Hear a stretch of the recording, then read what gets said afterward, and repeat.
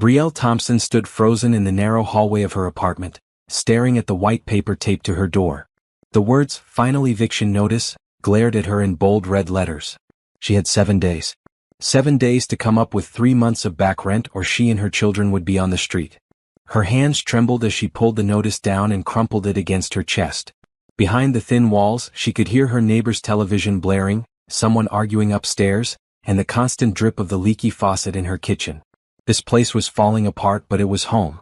It was all she could afford on her salary as a medical records clerk at the community hospital. Brielle walked into the tiny living room and sank onto the worn green couch. The fabric was faded and torn in places, but she'd covered the worst spots with colorful blankets. Amara's homework was scattered across the coffee table, and Elijah's toy cars lined the windowsill. Her babies, 9 and 6 years old. What was she going to tell them? She pulled out her phone and opened her banking app.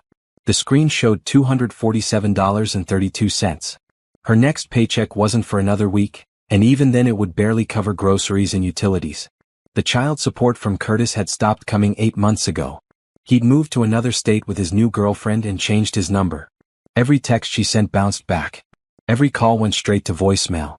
Her mother's words echoed in her head from their last conversation 2 weeks ago. "You never should have married that man. I told you he wasn't ready for a family. Now look at you, struggling and too proud to ask for help." Brielle had hung up without responding. She couldn't handle the judgment, the constant reminder that her life hadn't turned out the way everyone expected. She'd been the smart one in her family, the one who got good grades and stayed out of trouble. But somewhere between falling in love at 22 and getting divorced at 36, she'd become the cautionary tale. She looked at the eviction notice again and felt the tears coming. She'd been holding them back for months, pushing through each day with a smile for her children, pretending everything was fine. But it wasn't fine. Nothing was fine. The knock at the door startled her. Brielle quickly wiped her eyes and shoved the notice under a magazine on the coffee table. She wasn't expecting anyone. Through the peephole, she saw a tall white man in a navy blue suit standing in the dimly lit hallway. He looked completely out of place in her building. Brielle cracked the door open, keeping the chain lock engaged. "Can I help you?" The man smiled politely. He appeared to be in his mid-30s with sandy brown hair and kind eyes. "Good evening. I'm looking for Brielle Thompson." "Who's asking?" Brielle's grip tightened on the door. "My name is Tyler Bennett. I'm the executive assistant to Jonathan Wright, CEO of Wright Industries." He pulled out a business card and held it up to the crack in the door. "Mr. Wright has asked me to locate you regarding an important matter. He'd very much like to speak with you." Brielle's heart raced. Wright Industries was one of the largest tech companies in the state. Everyone knew the name. But she'd never worked there, never applied there, and couldn't imagine why their CEO would be looking for her. "I think you have the wrong person," Brielle said, starting to close the door. "Wait, please." Tyler's voice was urgent but gentle. "You are Brielle Thompson, correct? Formerly Brielle Jackson? You lived in Riverside 14 years ago?" Brielle froze. She hadn't used her maiden name in years, and Riverside was where she'd lived before getting married. "How do you know that?" "Mr. Wright has been searching for you for quite some time. He says you met once many years ago and that he owes you a debt. He's very eager to speak with you about it. Would you be willing to meet with him tomorrow morning?" "A debt?" Brielle tried to think back 14 years. She'd been 24, working 2 jobs to save money for community college. She didn't remember meeting anyone named Jonathan Wright, and she certainly didn't remember anyone owing her anything. "I don't understand," Brielle said. "What kind of debt?" Tyler shifted his weight, glancing down the hallway as if checking to make sure they were alone. "I'm not at liberty to discuss the details. Mr. Wright wishes to explain personally. But I can assure you this is legitimate. He's prepared to compensate you for your time. Would 10 o'clock tomorrow morning work? I can send a car to pick you up." Compensate her? Brielle's mind raced through possibilities. Maybe she'd witnessed something years ago and they needed her testimony. Maybe it was some kind of class action settlement. Or maybe this was a scam. People didn't just send assistants in expensive suits to random apartment buildings unless something was very wrong or very right. But then she thought about the eviction notice crumpled under the magazine. She thought about her empty bank account and her children sleeping in the next room. If there was even a chance this was real, even a chance that someone owed her money, she had to take it. "Okay," Brielle heard herself say. 10 o'clock is fine. Tyler's face brightened. "Excellent. I'll text you the details. May I have your phone number?" Brielle recited it, still not entirely sure she was making the right decision. Tyler typed it into his phone, then looked up with that same polite smile. "Thank you, Miss Thompson. Someone will be at your building at 9:30 to escort you to our offices. Please bring identification. Mr. Wright is very much looking forward to meeting you again." Again. The word hung in the air as Tyler walked away, his footsteps echoing down the concrete stairwell. Brielle closed the door and leaned against it, her mind spinning. She walked to her children's bedroom and peeked inside. Amara was curled up in her pink sheets, her braided hair spread across the pillow. Elijah was sprawled across his bed with his stuffed dinosaur tucked under one arm. They looked so peaceful, so innocent. They had no idea how close they were to losing everything. Brielle returned to the living room and picked up her phone. Tyler had already sent a text with the address of Wright Industries and instructions for tomorrow. The building was downtown in the business district she'd only ever driven past on her way to work. She opened her laptop and searched for Jonathan Wright. The first result showed a professional headshot of a young white man with dark hair and striking blue eyes. The article identified him as the 30-year-old CEO of Wright Industries, a company specializing in software development and digital security.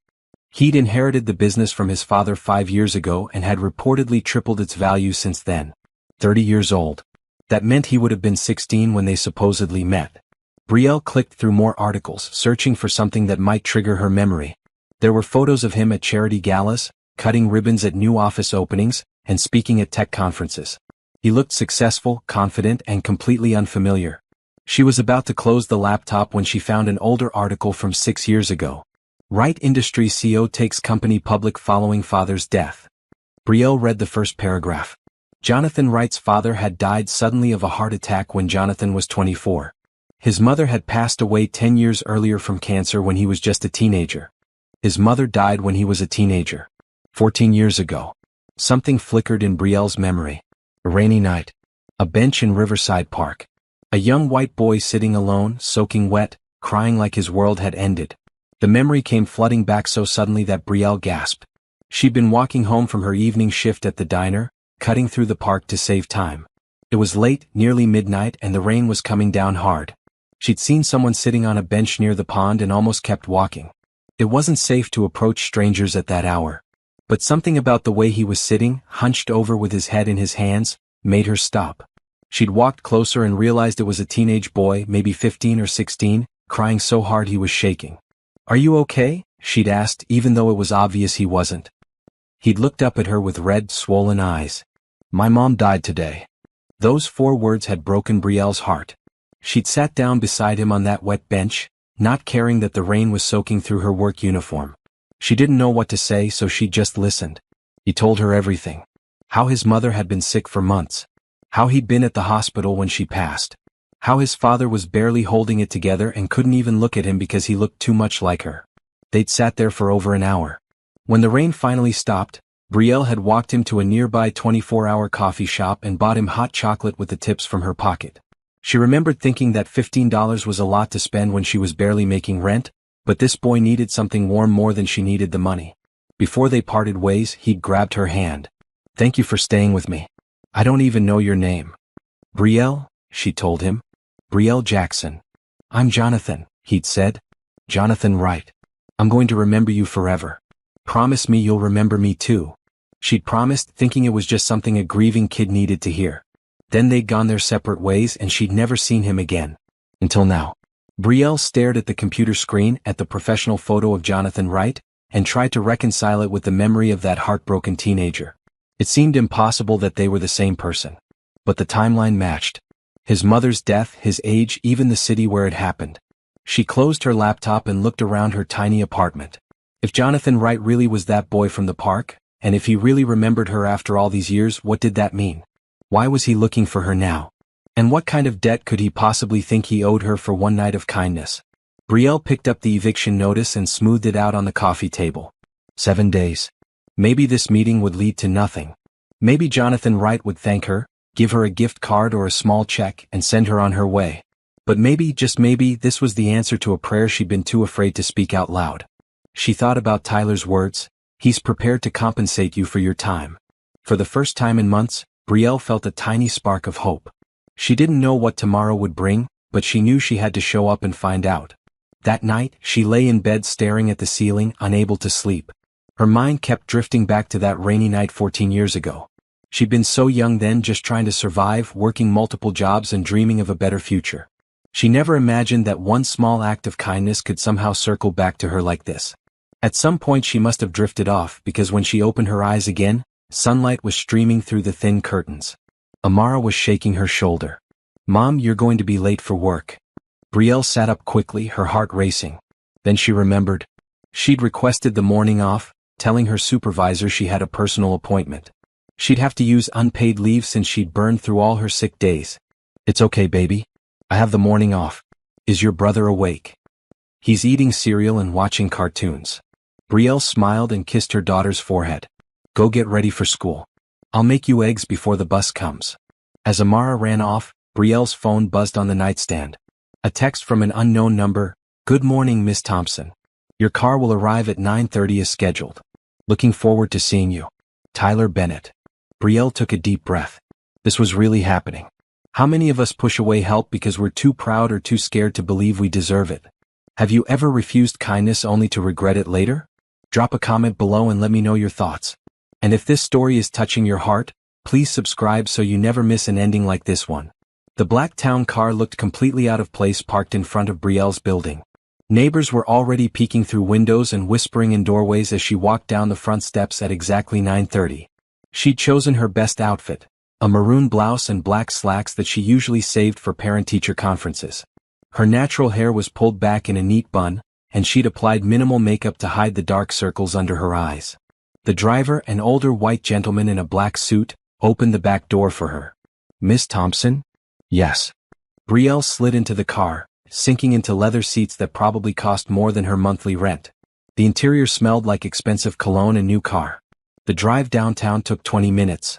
Brielle watched the city transform through the tinted windows as they left her working-class neighborhood behind and entered the gleaming business district. Wright Industries occupied the top 15 floors of a steel and glass tower that reflected the morning sun like a beacon. Tyler was waiting for her in the lobby.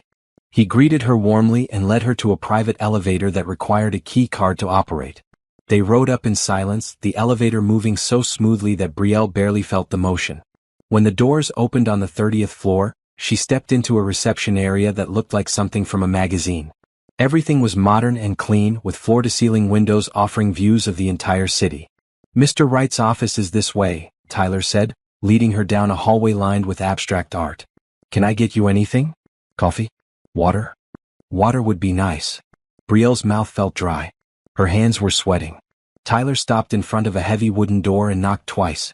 A voice from inside called out, "Come in." The office was enormous. A massive desk sat near the windows, but the space also included a sitting area with a blue sofa and chairs arranged around a glass coffee table. The man standing by the windows turned around and Brielle felt her breath catch. It was him. The boy from the park. Older, more polished, but those same blue eyes that had been so full of pain that night were now looking at her with an expression she couldn't quite read. "Brielle," Jonathan said softly, and even his voice carried echoes of that grieving teenager. "Thank you for coming." Tyler quietly placed a bottle of water on the coffee table and excused himself, closing the door behind him. Brielle stood awkwardly near the entrance, not sure whether to sit or speak first. Jonathan walked toward her slowly, as if afraid he might startle her. "I wasn't sure you'd remember me." "I didn't at first," Brielle admitted. "Not until I looked you up last night. But I remember now. The park. The rain. Your mother." Something in Jonathan's expression softened. "You stayed with me that night when you didn't have to. You bought me hot chocolate with money you probably needed for yourself. And you listened. You didn't try to fix anything or tell me it would all be okay. You just listened." Brielle felt uncomfortable with the weight of his gratitude. Anyone would have done the same. But they didn't. Jonathan gestured to the sitting area. "Please sit down. I have so much to tell you." Brielle perched on the edge of the blue sofa while Jonathan took one of the chairs across from her. Up close, she could see the expensive cut of his charcoal gray suit, the platinum watch on his wrist, and the confidence that came from years of success. But underneath it all, she could still see traces of that broken teenager. "After that night," Jonathan began, "I went home and told my father about you. He was deep in his own grief, but he wrote down your name. He said that kindness in the darkest moments should never be forgotten. We tried to find you but you'd moved away from Riverside. No forwarding address. It was like you'd vanished. I got married, Brielle explained. Moved to a different part of the city. Changed my name. Jonathan nodded. I never stopped looking. When I took over the company 5 years ago, I hired investigators to track you down. It took time, but we finally found you 3 months ago. 3 months. Brielle's mind spun. He'd known where she was for 3 months and was just now reaching out? I wanted to be sure, Jonathan continued as if reading her mind. I needed to verify it was really you and that you'd want to hear from me. I also needed to understand your current situation so I could help appropriately. Brielle stiffened. Help how? I know about the eviction notice. I know about your ex-husband and the missing child support. I know you work 60 hours a week just to barely make ends meet. He leaned forward, his expression earnest. Brielle, you saved me that night in a way you probably don't understand. My mother's death nearly destroyed me. I was angry, lost, and seriously considering doing something terrible to myself. But you showed me that strangers could be kind. That the world wasn't entirely dark. You gave me a reason to keep going. Tears pricked at Brielle's eyes, but she blinked them back. I'm glad I could help. But that was 14 years ago. You don't owe me anything for that. I disagree. Jonathan stood and walked to his desk, picking up a folder. He returned and placed it on the coffee table in front of her. I want to clear your debts. All of them. The back rent, the medical bills I know you have from when your daughter was sick last year, the student loans from your 2 years of community college. Everything. Brielle's hands trembled as she opened the folder. Inside were copies of bills she'd been struggling to pay for months. At the bottom was a summary sheet. The total came to $87,000. She closed the folder quickly. I can't accept this. Why not? Because it's too much. Because I don't take charity. Because I don't even know you. You knew me when it mattered most, Jonathan said quietly. And this isn't charity. It's a debt repaid. You spent money you didn't have to buy me hot chocolate. You spent time you couldn't afford to sit with a stranger in the rain. Let me give you back what you gave me, peace of mind. Brielle shook her head. I appreciate the offer, I really do. But I have to do this on my own. I have to prove to myself and my kids that I can take care of them. You already have proven that, Jonathan countered. You've been doing it alone for years. There's no shame in accepting help. There is when it comes from pity. The words came out harsher than Brielle intended. Jonathan's jaw tightened. I have never pitied you. I admire you. Do you have any idea how rare it is to find someone who gives without expecting anything in return? You did that for me and I want to do it for you. Please, let me help. Brielle stood up, her heart pounding. Everything in her wanted to say yes. She wanted to grab that folder, sign whatever papers he had, and walk out of here debt-free. But the voice in her head, the one that sounded like her mother and her ex-husband and every person who'd ever told her she wasn't good enough, whispered that this was wrong. That she'd be selling herself out. That she'd be proving everyone right who said she couldn't make it on her own. I can't, she whispered. I'm sorry. She walked to the door, her vision blurring with tears. Behind her, she heard Jonathan stand. Brielle, wait. She paused with her hand on the doorknob. I understand why you're saying no, Jonathan said. I respect it even if I don't agree with it. But please at least let me do one thing. Let me pay for your kids' school expenses this year. Field trips, supplies, whatever they need. You don't have to tell them it's from me. Consider it an investment in their future. Brielle turned around. Why do you care so much? Because you cared about me when no one else did. And because those kids deserve stability. Let me give them that even if you won't take anything for yourself. Brielle wanted to refuse. Every instinct told her to walk away. But then she thought about Amara asking for new shoes last week, and how Brielle had to tell her they'd have to wait until next month. She thought about Elijah's class field trip to the Science Museum that cost $25, money she didn't have. Just their school expenses, Brielle heard herself say. Nothing else. Jonathan's face broke into a smile. Deal. I'll have Tyler coordinate with their schools directly. You won't have to worry about it. Thank you. The words felt heavy on her tongue. Can I ask you one more thing? Jonathan walked closer. Would you be willing to have dinner with me sometime? Not as a business meeting. Just as two people catching up. I'd like to know how your life has been these past 14 years. Brielle hesitated. Having dinner with a billionaire felt dangerous, like stepping into a world where she didn't belong. But something in his eyes, that same vulnerability she'd seen all those years ago, made her nod. Okay, dinner. But somewhere casual. I don't do fancy restaurants, Jonathan laughed. Casual it is. I'll have Tyler reach out to schedule something. As Brielle left the building and climbed back into the waiting car, she felt conflicted. She'd refused the help she desperately needed, but accepted help for her children.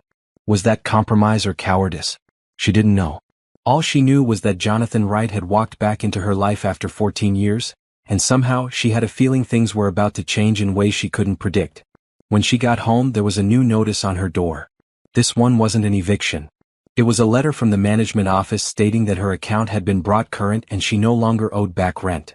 Brielle crumpled the letter in her fist, angry and grateful all at once. Jonathan had done it anyway. He'd paid her debts without her permission. She should have been furious. Instead, she sank onto her green couch and cried tears of relief. Brielle called the number on Tyler's business card the next morning. He answered on the second ring. Miss Thompson, good morning. How can I help you? Your boss paid my rent. Brielle tried to keep her voice even. I specifically told him I didn't want that. There was a pause on the other end. Mr. Wright values your relationship and wants to ensure you have stability. He believed this was the right thing to do. He should have asked me first. With respect, Miss Thompson, he did ask. You said no. So he made a decision to help anyway. Brielle closed her eyes and counted to 5. Can I speak with him directly? Mr. Wright is in meetings all morning, but I can schedule a call for this afternoon. Would 2 o'clock work? Fine. At exactly 2 o'clock her phone rang. Jonathan's name appeared on the screen. Before you yell at me, Jonathan said as soon as she answered, let me explain. You went behind my back. I gave you stability. There's a difference. His voice was calm but firm. Brielle, you were 7 days away from being evicted. Your children would have been homeless. I couldn't let that happen. That wasn't your choice to make. Actually, it was. You helped me when I was at my lowest. I'm helping you at yours. If that makes me controlling or arrogant, I'll accept that judgment. But I won't apologize for keeping your kids off the street. Brielle wanted to argue, but the words stuck in her throat. He was right. She'd been so focused on her pride that she'd been willing to let her children suffer for it. I don't need saving, she said quietly. I know you don't. But everyone needs help sometimes. Even you. They sat in silence for a moment. Finally, Brielle sighed. Thank you for paying the rent. But please don't do anything else without asking me first. I'll try. Jonathan paused. Are we still on for dinner? When were you thinking? Tomorrow night? There's a great burger place near the riverfront. Very casual. Best sweet potato fries in the city. Despite herself, Brielle smiled. Okay. Tomorrow night. The next evening, Jonathan picked her up in his own car, a modest blue sedan that surprised her. She'd expected something flashy and expensive. I save the fancy cars for business events, Jonathan explained as they drove. This is more my style. The restaurant was exactly as promised. Casual, cozy, and packed with families.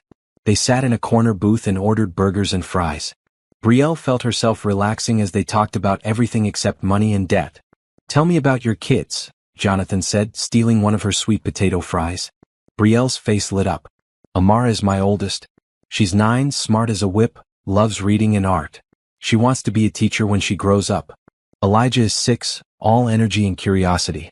He's obsessed with dinosaurs and space. Talks my ear off about black holes and asteroid belts. They sound amazing. Do they know about me? Not yet. I didn't want to confuse them. Jonathan nodded. I understand. But I'd like to meet them sometime if you're comfortable with that. Why? Because they're part of your life. And I'd like to be part of your life too. Brielle's heart skipped. Jonathan, I'm 38. You're 30. I have 2 kids and an ex-husband and a whole lot of baggage. What could you possibly want with me? Everything, he said simply. You're kind, resilient, and real. You don't care about my money. You see me as a person, not a bank account. Do you know how rare that is? Brielle looked down at her plate. I can't give you what women your age can give you. I'm past my prime. I'm tired all the time. I have stretch marks and responsibilities and... Stop. Jonathan reached across the table and took her hand. You're beautiful inside and out. Age doesn't matter to me. Kids don't matter to me. What matters is that you make me feel like I did that night in the park. Seen, understood, and cared for. I've been looking for that feeling ever since, and I've never found it with anyone else. Brielle pulled her hand back gently. You barely know me. Then let me get to know you. No pressure, no expectations. Just time. Over the next few weeks, Jonathan became a constant presence in Brielle's life. He showed up at the hospital cafeteria during her lunch break with takeout from her favorite places. He sent flowers to her apartment with notes that made her laugh. He attended Elijah's school play about community helpers, sitting in the back row and clapping louder than anyone when Elijah came on stage in his construction worker costume. But he also did things Brielle didn't ask for. Her car mysteriously got repaired while she was at work one day. The broken air conditioning in her apartment was fixed overnight. Groceries started appearing on her doorstep every Sunday morning. Brielle confronted him each time. "You have to stop," she said one Saturday afternoon when she found a brand new laptop on her kitchen table with a note. "For Amara's schoolwork." "Jay." "What?" "She needs it. Her teacher said she can't keep up in computer class because you don't have internet at home." "How do you even know that?" Jonathan had the grace to look sheepish. "I may have spoken with her teacher during parents' night. You weren't supposed to be there. You brought me as your +1, remember?" Brielle had introduced him as a friend, nothing more. But Amara had grabbed his hand immediately and dragged him around to see her artwork on the walls. Elijah had insisted Jonathan sit with them during the classroom presentation. "They like you," Brielle admitted. "Maybe too much."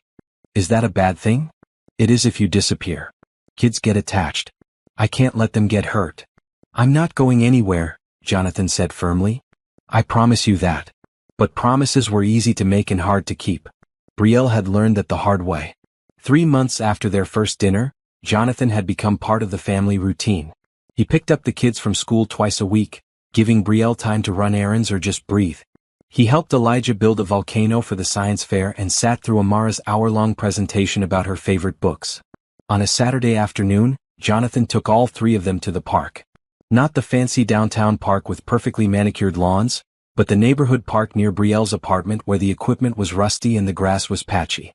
Elijah ran straight for the swings while Amara climbed onto the monkey bars. Brielle and Jonathan sat on a bench nearby watching them play. "They're happy," Jonathan observed. "They are. You're good with them." "I meant what I said before. I'm not going anywhere." Brielle watched Elijah pumping his legs trying to swing higher. Their father said the same thing. Then he left without looking back. "I'm not Curtis." "I know. But trauma doesn't care about logic. I keep waiting for you to wake up and realize this is too much work.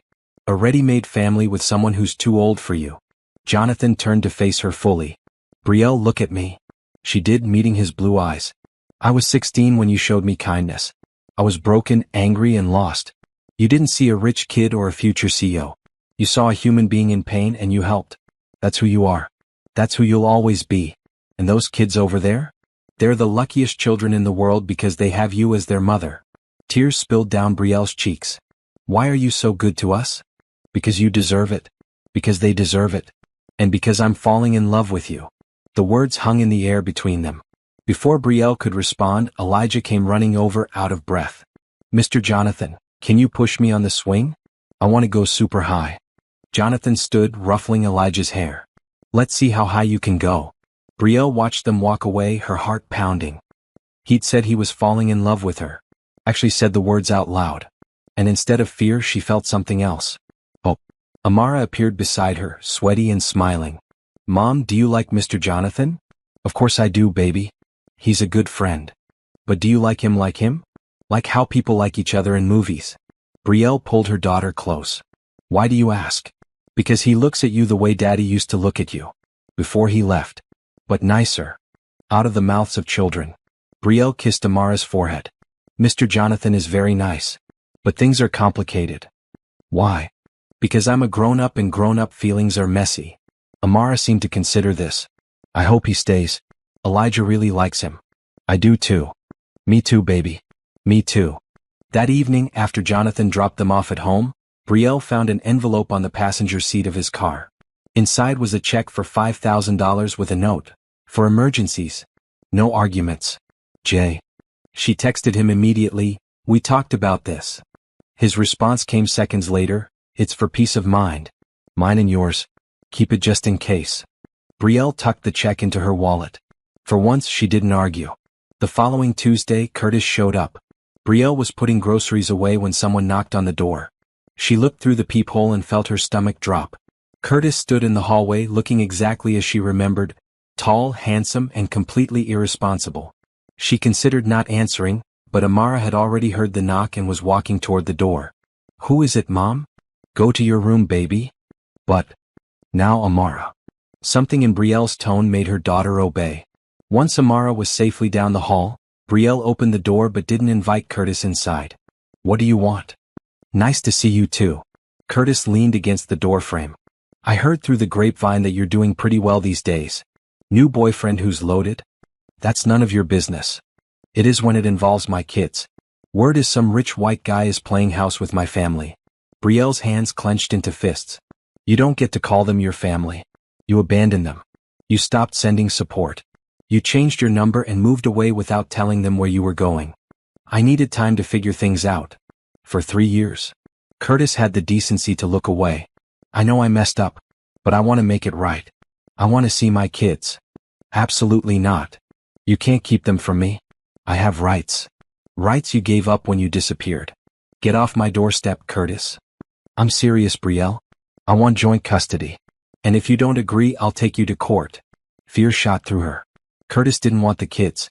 He wanted leverage. He wanted money. And now that he thought she had access to money through Jonathan, he was circling back like a vulture. "Leave. Now." Curtis smirked. "I'll be in touch. Tell the kids Daddy said hello." He walked away whistling as if he hadn't just threatened to rip apart her world. Brielle closed the door and leaned against it, shaking. Her phone rang. "Jonathan." "Hey," she answered, trying to keep her voice steady. "What's wrong?" How did he always know? Curtis showed up. "Where? At your apartment?" "Yeah. He wants custody. He heard about you and thinks he can get money out of this." There was a long silence. When Jonathan spoke again, his voice was ice cold. "That's not going to happen. He has parental rights, Jonathan. Legally, he can fight for custody. Not if he can't afford a lawyer. Not if his record shows he's been unreliable and absent. Not if we present evidence that he's only doing this out of greed. Yes, I'm not letting him take those kids, Brielle. I'm not letting him hurt you. Do you understand me?" Brielle closed her eyes. She should tell him to stay out of it. She should say she could handle this herself. But the truth was she couldn't. Curtis had resources now. His new girlfriend came from money. If he wanted to fight dirty, he would. "Okay," she whispered. "We'll fight him together. I'll have my lawyers on it first thing tomorrow. In the meantime, document everything. If he shows up again, call the police." "And Brielle?" "Yeah. You're not alone in this." After they hung up, Brielle stood in her living room and tried not to cry. She'd spent years being alone, handling every crisis by herself. Having someone step in to help felt foreign and terrifying and wonderful all at once. Amara peeked out from the hallway. "Was that Daddy?" Brielle pulled her daughter into a hug. "Yes, baby." "Is he coming back?" "I don't know. But if he does, everything will be okay. I promise." She just hoped it was a promise she could keep. If you've ever been betrayed by someone you trusted, you know how hard it is to open your heart again. Do you think Brielle should trust Jonathan completely, or is she right to be cautious? Comment your opinion below and hit subscribe to see how this unfolds. Jonathan's lawyers moved quickly. Within 2 days, they'd filed paperwork documenting Curtis's absence and lack of financial support. They subpoenaed bank records showing he'd made no effort to contribute to his children's welfare. They gathered statements from the kids' teachers, neighbors, and even Brielle's employer, all attesting to her dedication as a mother. But preparing a legal defense was expensive. Brielle sat in the law office conference room, staring at the retainer agreement. $25,000 just to start. "I can't afford this," she told the lead attorney, a sharp-eyed woman named Patricia Henderson. "Mr. Wright is covering all legal expenses," Patricia replied smoothly. "Of course he is." Brielle looked at Jonathan, who sat beside her in a green button-down shirt. "You're doing it again. This is different. Curtis is threatening your family. I won't let him win." "But why? Why do you care this much?" Jonathan reached for her hand across the conference table. "Because you matter to me. Because those kids matter to me. Because watching you struggle when I can help is impossible. Please, Brielle. Let me do this." Patricia cleared her throat. "Miss Thompson, I understand your hesitation. But Mr. Wright is right. Curtis has the resources to draw this out and make it painful. We need to show the court immediately that you have stability and support." Brielle looked at the contract again.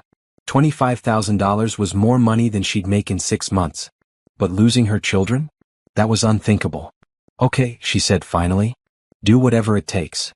The custody battle consumed the next 3 months. Curtis's lawyers painted him as a father who'd made mistakes but wanted to reconnect. They argued that Brielle was alienating the children by refusing visitation. They even suggested that her relationship with Jonathan was inappropriate and unstable. The accusations stung. Brielle sat through deposition after deposition, answering invasive questions about her finances, her parenting, and her relationship with Jonathan. Each session left her exhausted and raw. Jonathan was there for every hearing. He sat in the back of the courtroom when he wasn't allowed at the plaintiff's table, his presence a steady anchor. He held Brielle when she cried after particularly brutal cross-examinations. He played with the kids when they sensed their mother's stress and acted out. One evening after a long court day, Jonathan drove Brielle back to her apartment. She was silent the entire ride, staring out the window at the passing streetlights. "Talk to me," Jonathan said as he pulled up in front of her building. "I'm tired. That's all." "It's more than that." Brielle turned to face him. "Curtis's lawyer asked me today if I was using you for your money. If I was teaching my children to rely on handouts instead of hard work. And you know what the worst part is? I don't know how to answer that. Am I using you? Have I become the person my mother always warned me about?" Jonathan unbuckled his seatbelt and turned to face her fully. "You are the most self-sufficient, hard-working person I know. Accepting help doesn't make you weak or opportunistic. It makes you human. But where's the line? When does accepting help become dependency? When you stop trying.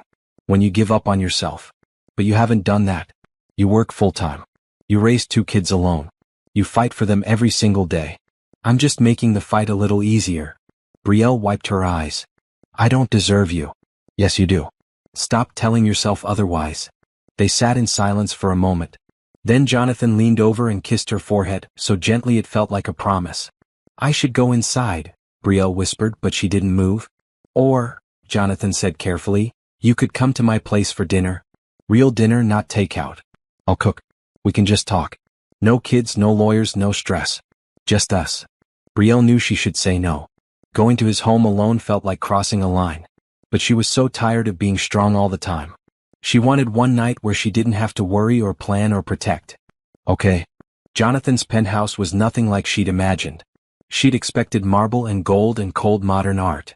Instead, she found warm wood floors, comfortable furniture, and walls covered with family photos. There was a picture of a young Jonathan with his parents, everyone smiling.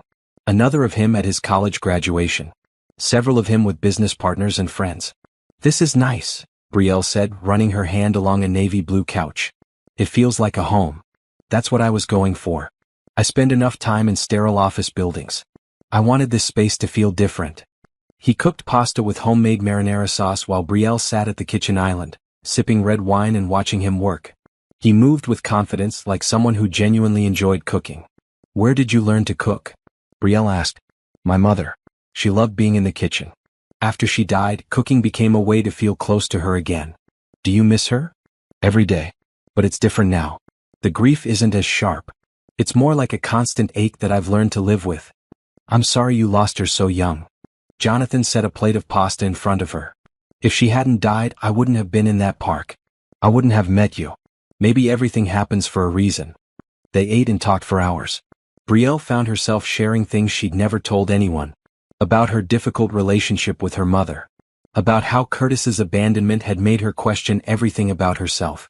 About her fear that she was fundamentally unlovable. "You're not unlovable," Jonathan said firmly. "Curtis was an idiot who didn't appreciate what he had. That's on him, not you." "How can you be so sure?" "Because I see you, Brielle. I see how you love your kids, how you fight for them, how you sacrifice everything to give them a good life. That's not someone who's unlovable. That's someone who's extraordinary." Brielle felt tears building again. "You make it sound so simple." "It is simple. You just won't let yourself believe it." He stood and walked around the island, stopping in front of her. He took her hands and pulled her to her feet. "I need to tell you something," Jonathan said. "I've been holding back because I didn't want to pressure you. But you need to hear this. I'm in love with you, Brielle. Not falling, not starting to. I am completely, deeply, irrevocably in love with you. I love your strength and your vulnerability. I love the way you put everyone else first. I love watching you be a mother. I love the way you challenge me and call me out when I'm being too much. I love everything about you." Brielle's heart raced. "Jonathan. You don't have to say it back. I just needed you to know. But Brielle realized in that moment that she did want to say it back. Because somewhere between the eviction notice and the custody battle, between the late-night talks and the quiet moments watching him with her children, she'd fallen in love too. I love you, she whispered. I'm scared and confused and terrified, but I love you. Jonathan's smile was like sunrise. He cupped her face in his hands and kissed her properly for the first time. It was gentle and sweet and perfect. When they finally pulled apart, Brielle was breathless. Stay tonight, Jonathan said. No pressure. I have guest rooms. I just want you here. Brielle knew she should go home to her kids. But her mother was watching them overnight, and for once, Brielle wanted to be selfish. She wanted one night to just be a woman in love, not a struggling single mother. Okay, she said. I'll stay. They spent the rest of the evening on the couch, wrapped in each other's arms, talking and kissing and simply being together. For the first time in years, Brielle felt safe. Not just physically safe but emotionally safe. Like she could finally let her guard down. When she woke up the next morning in Jonathan's guest room, she found a note on the nightstand. Had to go to an early meeting. Breakfast is in the kitchen. Help yourself to anything. I'll call you later. I love you. Jay. Brielle held the note against her chest and smiled. Maybe, just maybe, she deserved this happiness after all. The custody hearing was scheduled for a Thursday morning in late September. Brielle wore her best navy blue dress and arrived at the courthouse with Jonathan by her side. Patricia and her legal team were already waiting, armed with binders full of documentation. Curtis showed up 10 minutes late with his lawyer, a smug older white man named Richard Powell.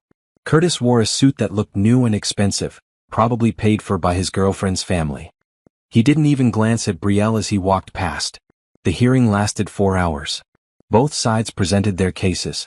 Curtis's lawyer argued that he'd been dealing with mental health issues after the divorce and needed time to recover.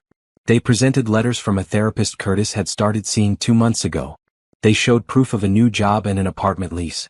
My client is ready to be a father again, Richard Powell told the judge. He's gotten his life together and wants to share custody of his children.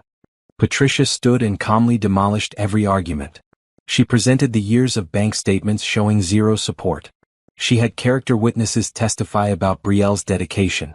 She even had Curtis's former employer on record stating that he'd quit without notice to move across state with his girlfriend.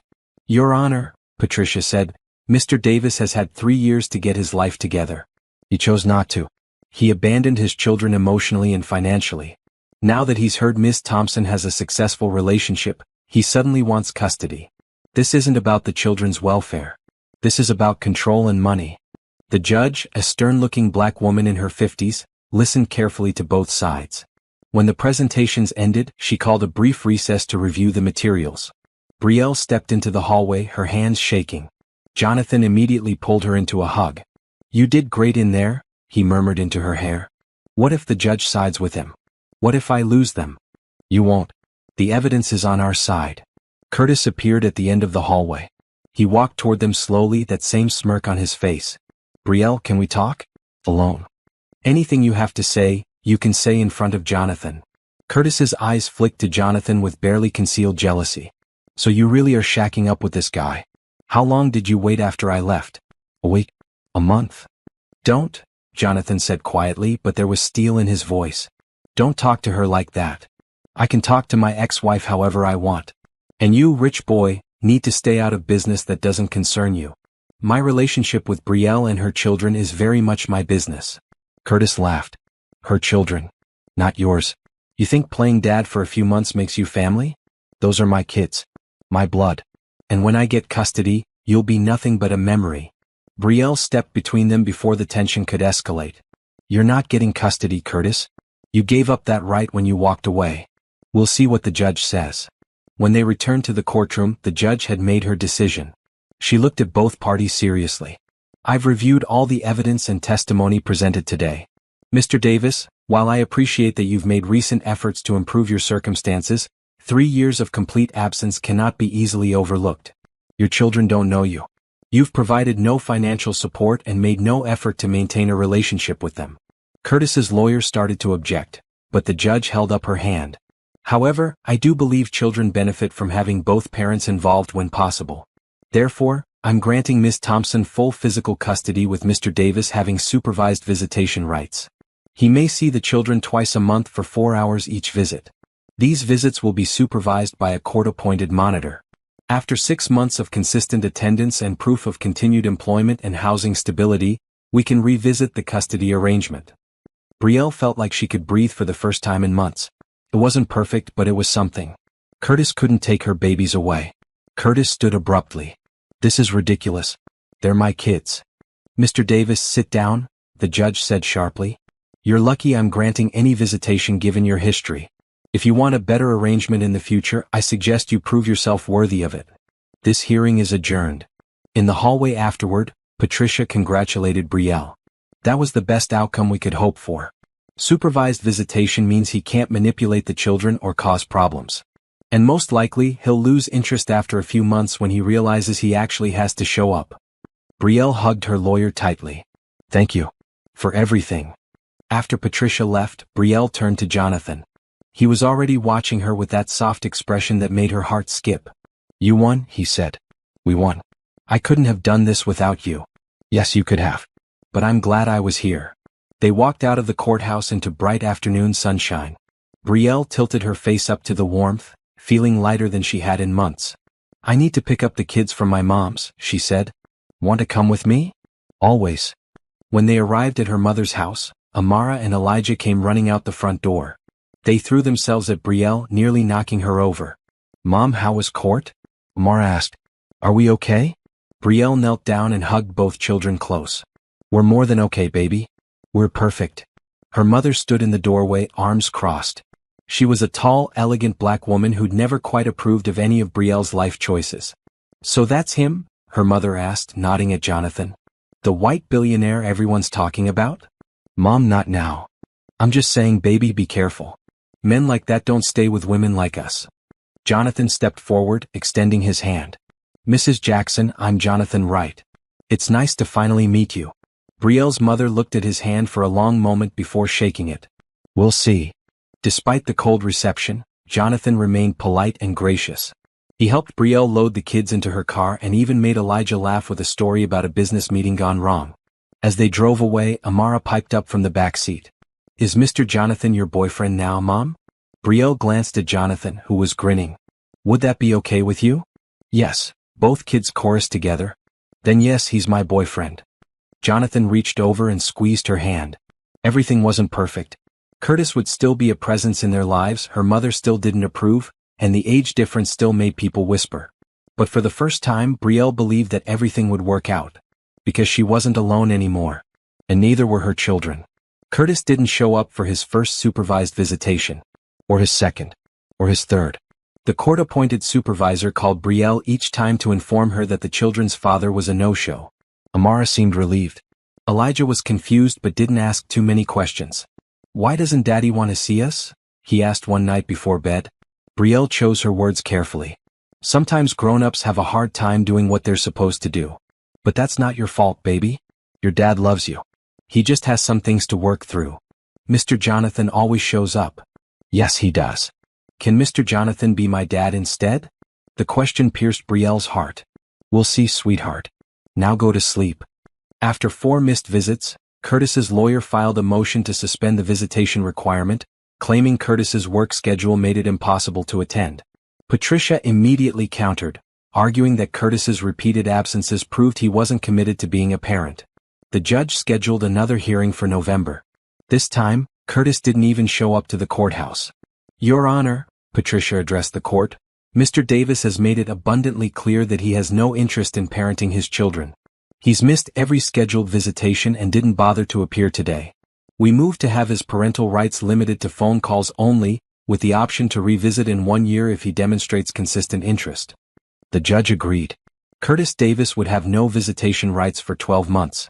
If he wanted to see his children after that, he'd have to petition the court again and prove he'd maintained steady contact. Brielle walked out of the courthouse feeling both victorious and sad. Her children deserved better than a father who only showed up when there was something in it for him. Ice cream? Jonathan suggested. I think we need to celebrate. They picked up the kids from school early and took them to a local ice cream shop. Elijah got chocolate with sprinkles. Amara chose strawberry. Jonathan and Brielle shared a sundae while the children chattered happily about their day. Are you sad Daddy didn't come to visit? Amara asked suddenly, looking at her mother. I'm sad for you guys. But I'm not surprised. We're not sad, Amara said matter-of-factly. We have Mr. Jonathan now. Jonathan looked at Brielle with such tenderness that she had to blink back tears. After ice cream, they went back to Brielle's apartment. The kids immediately disappeared into their room to play, leaving the adults alone. They're adjusting well, Jonathan observed. Better than I am, honestly. I keep waiting for the other shoe to drop. What do you mean? Brielle sat on the green couch and pulled her knees to her chest. This feels too good to be real. Every time I start to relax, I remember that I'm 38, you're 30, and eventually you're going to realize you want something different. Jonathan sat beside her and turned her face toward him. How many times do I have to tell you? I'm not going anywhere. But what if you change your mind?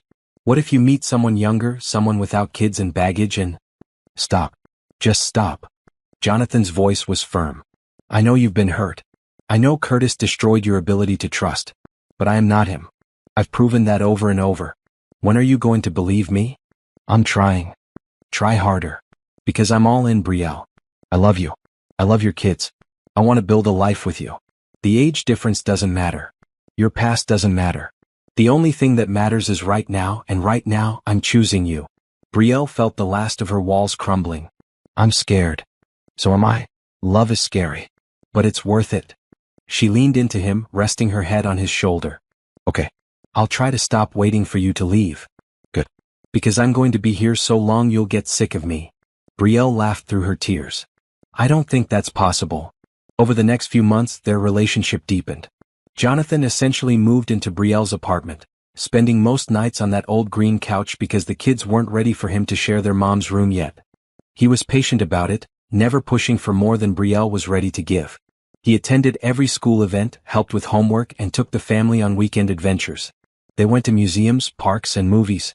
He taught Elijah how to ride a bike without training wheels. He helped Amara prepare for her school's spelling bee, quizzing her on words until she knew them by heart. Brielle's co-workers noticed the change in her. She smiled more. She didn't look exhausted all the time. When her friend Tracy asked about it during lunch one day, Brielle couldn't help but gush. He's amazing, Tracy. He's everything Curtis wasn't. Patient, kind, present. The kids adore him. And you love him.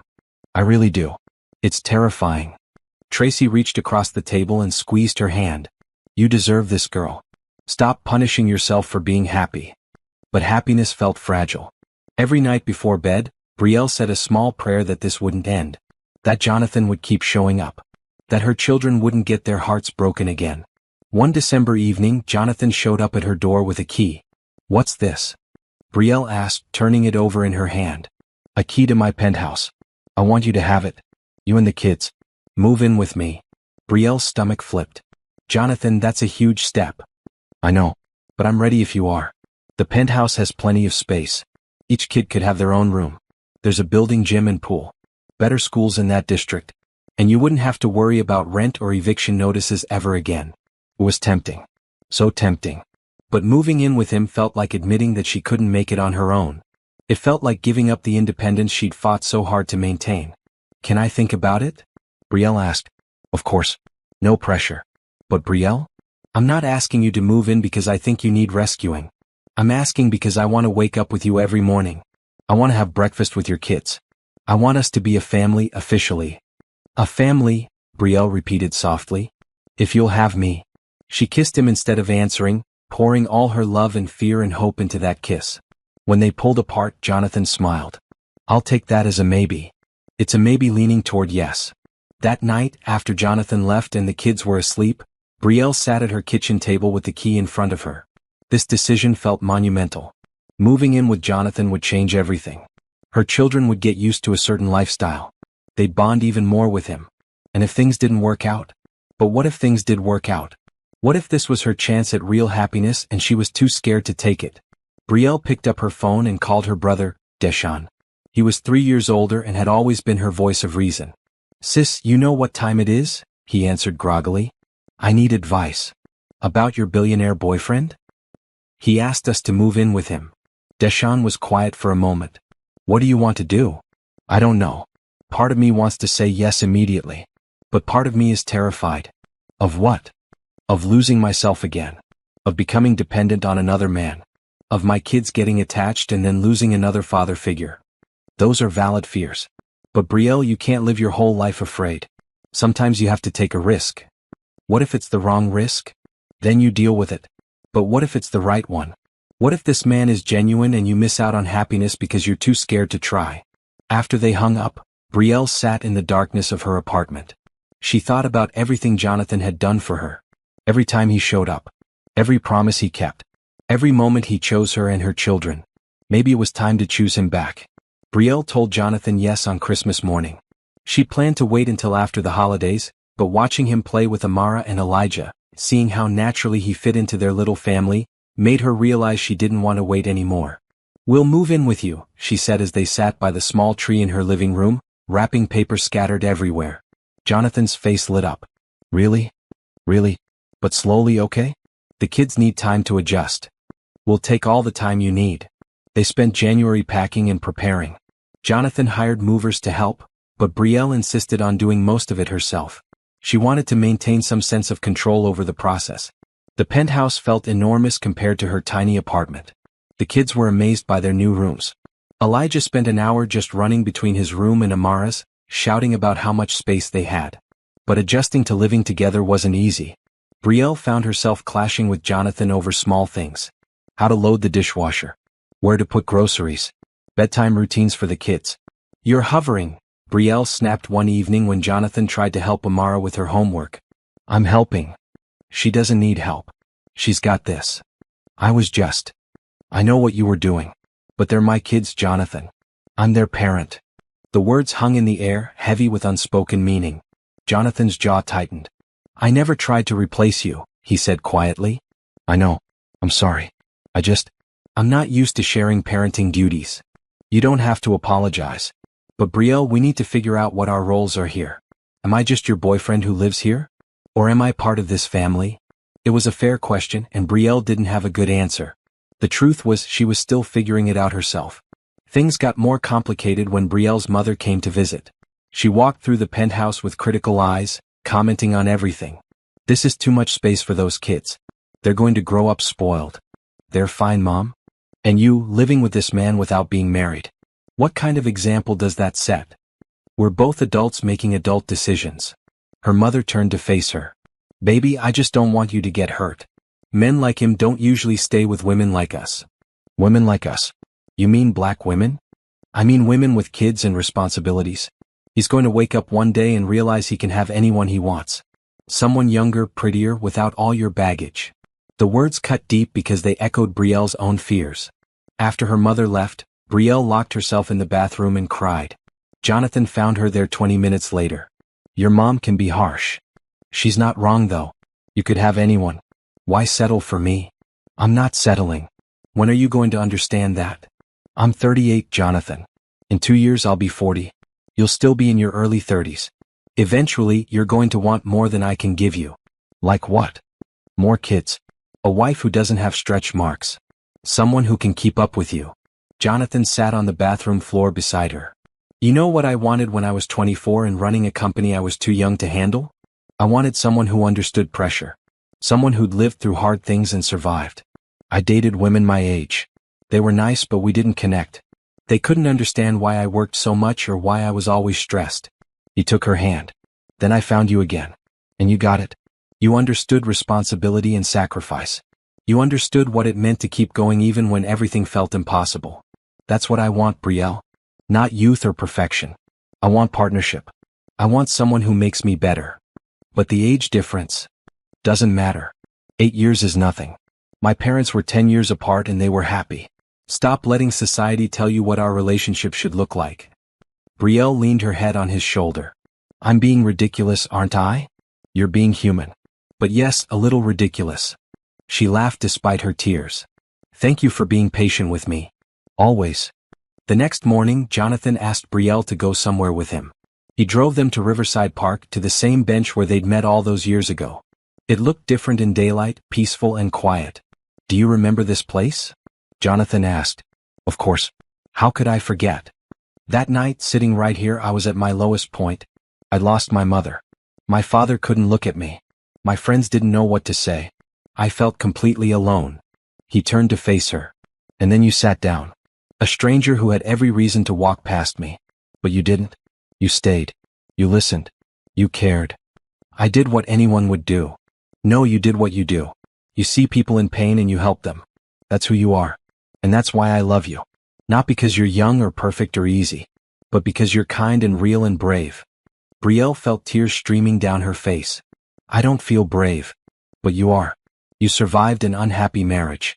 You raised 2 kids alone. You built a life out of nothing. And now you're trusting someone new even though it terrifies you. That's the definition of brave. He reached into his pocket and pulled out a small black box. Brielle's heart stopped. I'm not proposing, Jonathan said quickly. Not yet. But I want you to have this. He opened the box to reveal a delicate gold bracelet with a single charm, a small bench. So you never forget where we started. And so you always remember that you're the reason I'm still here. Brielle let him clasp the bracelet around her wrist.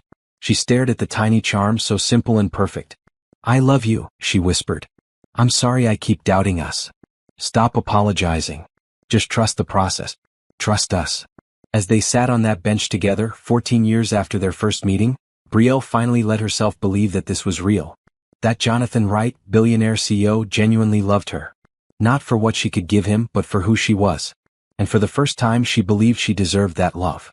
6 months after moving into the penthouse, life had settled into a comfortable rhythm. The kids were thriving in their new school. Amara had joined the art club and made several close friends. Elijah was excelling in his advanced reading program. Brielle had taken a new position at Wright Industries, working in community outreach. It turned out she had a natural talent for connecting with people and organizing programs. Jonathan had insisted on paying her a competitive salary, and for once she'd accepted without argument. Things with Curtis remained quiet. He called a few times to speak with the kids, but the conversations were awkward and brief. Mostly he seemed to have moved on with his life, which was fine with everyone. One Saturday afternoon in June, Jonathan gathered everyone in the living room. He looked nervous, which was unusual for him. I have something I want to talk to you all about, he said, sitting on the floor so he was eye level with the kids. Amara and Elijah exchanged curious glances. You guys know I love your mom very much, right? Dow, Amara said, rolling her eyes in that way only a 10-year-old could. You're always kissing her. Brielle blushed while Jonathan laughed. Fair point. But I also love both of you. You're smart, funny, kind kids, and I'm lucky to be part of your lives. We love you too, Mr. Jonathan, Elijah said seriously. Well, I was wondering how you'd feel if I became more official. Not just Mr. Jonathan, but maybe Dad. The room went silent. Amara's eyes went wide. Elijah looked confused. What about our real dad? Amara asked carefully. Curtis will always be your biological father. Nothing changes that. But he's not around very much and I am. I want to be here for everything. School plays, soccer games, scraped knees, good days, bad days, all of it. I want to be your dad in every way that matters. Amara looked at her mother. Mom, is this okay with you? Brielle's throat was tight with emotion. It's very okay with me. But it's your choice, babies. You don't have to decide right now. Elijah crawled into Jonathan's lap. Can I call you Dad now? Jonathan hugged him tight. If you want to. I want to. Elijah looked up at his sister. What about you, Amara? Amara was quiet for a long moment. At 10 years old, she remembered Curtis more clearly than her brother did. She remembered the fights, the empty promises, the day he left. But she also saw how different Jonathan was. How he showed up consistently. How he made their mother happy. How he loved them without reservation. Okay, Amara said finally. But can I still call you Mr. Jonathan sometimes? It feels weird to switch all at once. Jonathan smiled. You can call me whatever you're comfortable with. Amara nodded, then surprised everyone by getting up and hugging Jonathan. Thanks for staying. I'm not going anywhere, sweetheart. Brielle watched her children with the man she loved and felt her heart might burst. This was what family was supposed to feel like. Safe, warm, and full of love. That evening, after the kids were in bed, Jonathan took Brielle's hand and led her out onto the balcony. The city lights sparkled below them and the summer air was warm. I meant what I said earlier, Jonathan told her. I want to be their dad officially. And I want to be your husband. Before Brielle could respond, he knelt down on one knee. I know we said we'd take things slow. But Brielle, I can't imagine my life without you and those kids. You saved me once and you've been saving me every day since. Will you marry me? He pulled out a ring, simple and elegant with a single diamond. Brielle looked at this man who'd come back into her life after 14 years. Who'd refused to let her struggle alone. Who'd loved her children as his own. Who'd proven day after day that he was here to stay. "Yes," she said, tears streaming down her face. "Yes, I'll marry you." Jonathan slipped the ring onto her finger and stood, pulling her into a kiss that felt like a promise. When they finally broke apart, Brielle was laughing and crying at the same time. "I can't believe this is real," she said. "Believe it? Because this is just the beginning." They told the kids the next morning over pancakes. Amara screamed with excitement while Elijah wanted to know if he could wear a tuxedo to the wedding. Jonathan assured him he could wear whatever he wanted. Over breakfast, Jonathan brought up something else. "There's one more thing I'd like to do. With your permission, I'd like to formally adopt Amara and Elijah." Brielle nearly dropped her fork. "Adopt them?" "Yes. I want to be their father legally, not just in practice. It would mean Curtis would have to sign away his parental rights, which I'm guessing he'd be willing to do. But it's up to you." Brielle looked at her children, who were watching her hopefully. Legally adopting them would mean Jonathan would have all the rights and responsibilities of parenthood. If something happened to her, the kids would go to him, not to Curtis or her mother. "Let me think about it," she said carefully. Later, when the kids were occupied, Brielle called Curtis. He answered on the third ring, sounding surprised to hear from her. "What's up, Brielle? I need to ask you something. Jonathan wants to adopt the kids. Would you be willing to sign away your rights?" There was a long pause. "Are you serious?" "Completely. You haven't been involved in their lives. Jonathan has. He loves them and wants to make it official. And what do I get out of it?" There it was. The question Brielle had been expecting.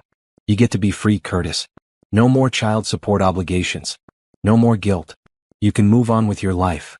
"You want me to just give up my kids?" "You already did that. I'm just offering to make it legal." Curtis was quiet again. Then he sighed. "Fine. Yeah, I'll sign the papers. They deserve better than me anyway." For once, Brielle agreed with him. "Thank you." The adoption process took 4 months. Curtis signed the papers without drama, probably relieved to be free of the financial obligation. The kids attended court hearings where the judge asked them questions about Jonathan and whether they wanted him to be their dad. Both children answered with enthusiasm. Elijah said, "He already is my dad. This just makes it real." Amara, more thoughtful, said, "He's shown up for us every single day. That's what a real parent does."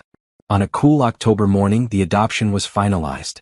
Judge Martinez signed the papers and congratulated the family. "Mr. Wright, you now have full parental rights and responsibilities for Amara and Elijah. Congratulations."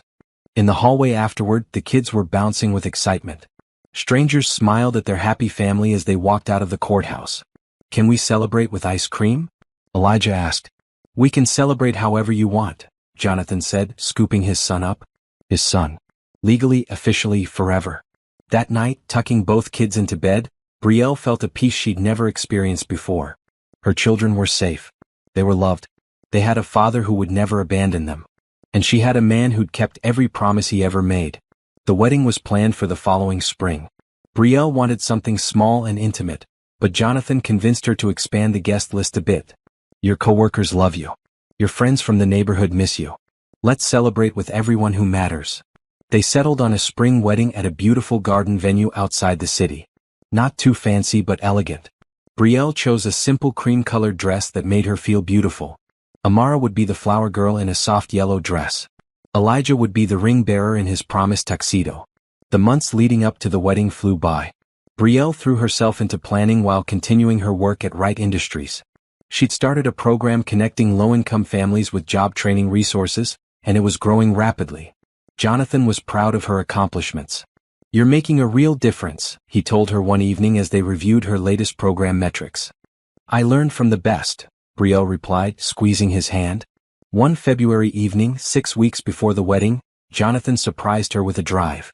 He wouldn't tell her where they were going, just insisted she'd love it. They drove for about 40 minutes before pulling up to a gated property near a lake. The view was breathtaking, with water sparkling in the sunset and trees surrounding the area. "What is this?" Brielle asked. "Come see." He led her through the gate to a large, beautiful house. It wasn't as massive as the penthouse, but it was spacious and warm. There was a huge backyard with enough space for a swing set and garden. A treehouse sat in one of the large oak trees. Inside, there was a bright art studio and a room that would be perfect as a library. "I bought it," Jonathan said, watching her reaction. The penthouse is great, but I want the kids to have a yard to play in, space to grow. And I want you to have a real home, not just an apartment in the sky. Brielle walked through the house in a daze. Each room was perfect. She could picture Amara painting in the studio, Elijah climbing the treehouse, family dinners in the large dining room, holidays with everyone gathered around the fireplace. You bought us a house, she said, still processing. I bought our family a home. If you don't like it, we can look at others. But when I saw this place, I immediately thought of you. Of us. Brielle threw her arms around him. It's perfect. Thank you. You don't have to thank me. This is for all of us. They spent the next few weeks preparing to move again. This time the kids were even more excited. They each got to decorate their rooms however they wanted. Jonathan hired a contractor to build an even better treehouse in the backyard. The wedding day arrived with perfect weather. The garden venue was decorated with cream and green flowers. Chairs were set up in neat rows with an aisle down the middle. Brielle stood in the dressing room with her mother and her best friend Tracy, adjusting her dress for the 10th time. You look beautiful, baby, her mother said softly. It was the kindest thing she'd said in months. Thanks, Mom. I was wrong about him. He's good for you. Good for those kids. I'm sorry I doubted it. Brielle hugged her mother tight. Thank you for saying that. The ceremony was perfect. Brielle's brother walked her down the aisle. Amara scattered flower petals with a huge grin. Elijah carried the rings carefully, concentrating hard on not dropping them. And at the end of the aisle stood Jonathan, looking at her like she was the most precious thing in the world. The officiant, a woman named Reverend Michelle from Brielle's old neighborhood, spoke about love, commitment, and chosen family. She talked about how love doesn't always look the way we expect, but it's real when two people choose each other every single day. When it came time for vows, Jonathan went first. Brielle, you saved my life when I was 16 years old. You showed me kindness when the world felt cruel. You stayed with a stranger in the rain because you cared more about someone else's pain than your own comfort. That's who you are. That's who you'll always be. He took a breath. I spent 14 years looking for you. Not because I felt obligated, but because I knew, even as a kid, that you were someone special. Someone worth finding. And when I found you again, I saw that you were everything I remembered and more. Strong, beautiful, fierce, and kind. I promised to show up for you every single day. To love your children as my own. To support your dreams and celebrate your victories. To be your partner in everything. You saved me once. Let me spend the rest of my life showing you what that meant. Brielle was crying before he finished. She took a shaky breath and started her vows. Jonathan, when you knocked on my door last year, I was broken. I was scared, alone, and convinced I didn't deserve help. You refused to accept that. You kept showing up even when I pushed you away. You loved my children when their father didn't. You fought for us when I was too tired to fight for myself. I promised to trust you. To stop waiting for you to leave. To believe that I deserve this happiness. I promised to support your work, to be your partner, and to build a life with you that honors the kindness we showed each other all those years ago. Thank you for finding me. Thank you for staying. Thank you for choosing us. The officiant pronounced them husband and wife. When Jonathan kissed her, everyone cheered. Amara and Elijah rushed forward to hug them both, and the four of them stood together in a family embrace that felt like coming home. The reception was joyful. Brielle's co-workers danced with Jonathan's business partners. Neighborhood friends mixed with company executives. Tracy gave a funny toast about how Brielle had called her crying after meeting Jonathan, convinced it was too good to be true. And it was too good to be true, Tracy said, raising her glass. It was better than true. It was real. As the night wound down, Brielle and Jonathan stood on the balcony of the venue, watching their guests dance below. Happy? Jonathan asked, pulling her close. Happier than I ever thought possible. Good. Because this is forever. Forever, Brielle agreed. 6 months later, they were fully settled into the lake house. Amara had paintings hung all over her walls. Elijah had covered his room with glow-in-the-dark stars. The backyard was full of life, with a garden that Brielle tended and a swing set that got daily use. Brielle's program at Wright Industries had expanded to 3 cities. She'd been featured in a local magazine for her community work. Jonathan was proud of her every single day. One Saturday morning, the whole family was having breakfast on the patio. The sun was shining, birds were singing, and everything felt perfect. Mom, can we go to the lake today? Elijah asked. Sure, baby. We can pack a picnic. I'll help, Amara volunteered. Jonathan looked at Brielle across the table and smiled. This was what they'd built together. Not just a marriage or a house, but a life full of love, laughter, and hope. Brielle thought back to that rainy night 14 years ago when she'd sat with a grieving teenager in the park.